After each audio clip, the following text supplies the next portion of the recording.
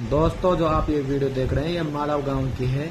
जो ये मौलाना और गांव के लोग लड़ रहे हैं, ये जो मौलाना है जाहिल लोग हैं। कहने का मतलब यह है कि किसी गरीब व्यक्ति की मालव गांव में मौत हो जाती है, तभी वो कब्रिस्तान में कब्र खोदते हैं, तभी ये मौलाना लोग आते हैं।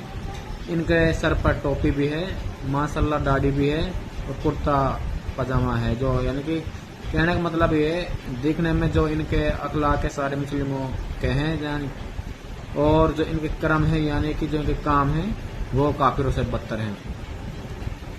मालव गांव में मैं बता रहा हूँ, जैसे कि वहाँ पर एक मौत हो जाती है, शायद वो गरीब है अमीर है इसके बारे में हमें इतनी नॉलेज है नहीं।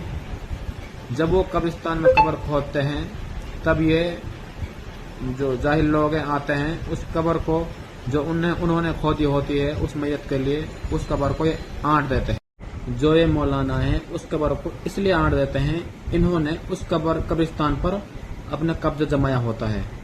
मैं ऐसे मौलानाओं से एक बात कहना चाहूंगा, तुम्हारे लिए ब्याज भी जायज है और तुम जो खिंजीर होता है ना वो भी तुम्हारे लिए जायज है।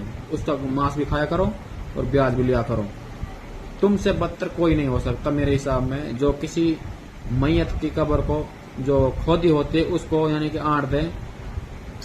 कोई सोच भी नहीं सकता कि कब्रिस्तान पर भी हमारे जो मुस्लिम लोग हैं, यानी कि अपने आप को मुस्लिम कहते हैं, वो कब्रिस्तान पर अपना कब्जा जमा लेंगे।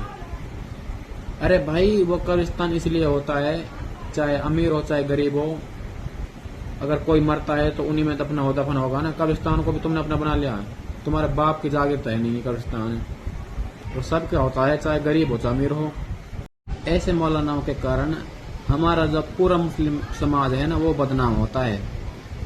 ये क्या समझेंगे जो इस्लाम धर्म है उसके बारे में, जो कब्रिस्तान को भी अपना बाप का जो जागीर है वो समझ लें। इनको शर्म से डूब मरना चाहिए। इनकी आज पूरी मेवात में ही नहीं, बाहर तक भी इनकी थू हो रही है, पूरी दुनिया में शायद जहां जहां ये वीडियो जा रही है। इनको डूब मरना चाहिए, डूब। और अपना आप को कहते हैं हाजी, मौलाना, कारी। कुछ चंद मौलाना हैं ऐसे जो जिनकी हराम में नियत होती है।